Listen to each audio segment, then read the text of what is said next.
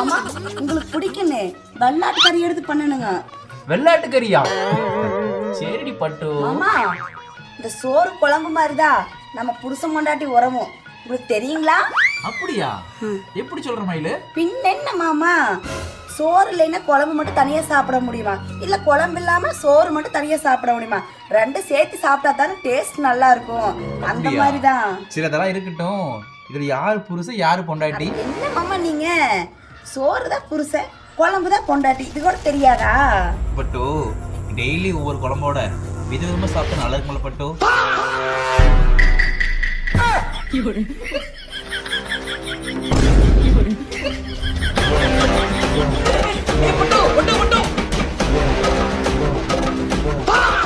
நீ நான் சாப்பிடும் மாப்பிளைக்கு விதவிதமா குழம்பு கேக்குதாமா?